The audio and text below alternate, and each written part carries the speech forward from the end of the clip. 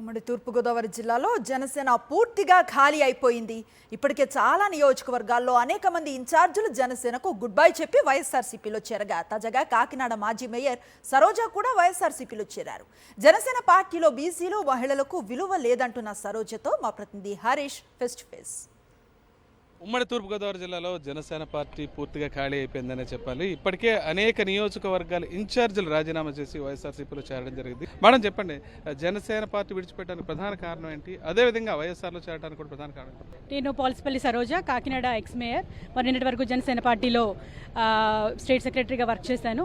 ఈరోజు వైసీపీ ప్రభుత్వంలో మరి మంచి జరుగుతున్న పనులు కానివ్వండి, మరి అక్కడ జరుగుతున్న సంక్షేమ పథకాలు కానివ్వండి, వీటిని చూసి ఈరోజు జగన్మోహన్ రెడ్డి గారి ఆధ్వర్యంలో, అంటే మా జిల్లా అధ్యక్షులు కురసాల కన్నబాబు గారి ఆధ్వర్యంలో, మరి చల్మలశెట్టి సునీల్ గారి ఆశీస్సులతోటి, ద్వారంపూడి చంద్రశేఖర్ రెడ్డి గారి సపోర్ట్ తోటి ఈరోజు వైసీపీ పార్టీలో జాయిన్ అవ్వడం జరిగింది. జనసేన పార్టీలో బీసీలకు కానీ లేదంటే మహిళలకు కానీ విలువ లేదు అన్నది ఆల్రెడీ ప్రూవ్ అయిపోయింది. ఇచ్చిన టికెట్లు 21 టికెట్లలోని ఎంతమంది బీసీలకు ఇచ్చారు, ఎంతమంది మహిళలకు ఇచ్చారు అనేది ఒకసారి చెక్ చేసుకుంటే మరి మహిళల యొక్క గుర్తింపు ఏంటనేది క్లియర్గా అర్థమవుతుంది.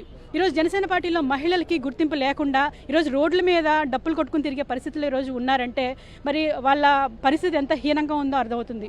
ఈరోజు జన సైనికులు, యువత ఎంతోమంది మాకు ఉడుకు రక్తం కావాలని చెప్పి ఊగిపోతూ మాట్లాడే పవన్ కళ్యాణ్ గారు మరి ఉడుకు రక్తం అక్కర్లేకుండా 21 సీట్లని కన్ఫర్మ్ చేశారు. నాయకులు వెళ్ళిపోండి, నాయకుల గుండెల్లో ఉంటారు అని చెప్పేసి ఊకదంపుడు ఉపన్యాసాలు ఇచ్చి పైగా మైకుల ముందు మాట్లాడడం మాత్రమే వచ్చు.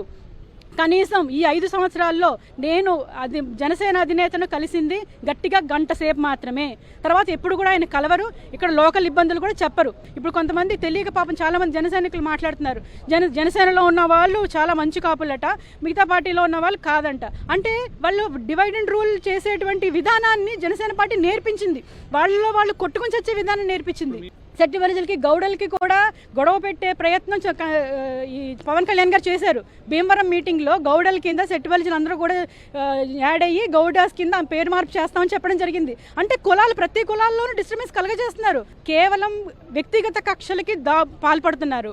ఇదివరకు రాజకీయాలు చాలా స్నేహపూరితంగా ఉండేవి. ఎక్కడైనా అసెంబ్లీలో ఇబ్బంది ఒక మాట అనుకున్నా బయటకు వచ్చి స్నేహపూరితంగా ఉండే వాతావరణం కనిపించేది. ఈ రోజు ఎలా కనిపిస్తుంది? వ్యక్తిగతంగా టార్గెట్ చేస్తున్నారు. ఈరోజు జగన్మోహన్ రెడ్డి గారిని రాయితో కొట్టారని చెప్పేసి చాలా హేళనగా మాట్లాడుతున్నారు. పవన్ కళ్యాణ్ గారు అనలేదా అండి, నన్ను చేతుల్ని బ్లేడ్తో కోసేస్తున్నారని చెప్పి అనలేదా అండి? ఆయన ఏ సింపతి పొందడం కోసం అంటున్నారు? ఒక్కసారి ఆత్మ పరిశీలన చేసుకోవాలి. ఒక్కళ్ళ మీద ఒక టార్గెట్ చేసే ముందు మన పరిస్థితి ఏంటనేది ఆత్మ పరిశీలన చేసుకోవాల్సిన అవసరం ఎంతైనా ఉందండి. ఖచ్చితంగా బీసీలు, ముఖ్యంగా సెట్టిబల్లిని పవన్ కళ్యాణ్ ఏ రకంగా మోసం చేశాడనే విషయాన్ని సరోజ స్పష్టంగా చెప్తున్నారు. ఇలా మోసం చేసిన విధానాన్ని రాష్ట్రంలో జనసేన పోటీ చేసే ప్రతి నియోజకవర్గానికి వెళ్లి ప్రజలకు వివరించే ప్రయత్నం చేస్తానంటున్నారు. రాజానగర్ నుంచి videos Harish for Sakshi news.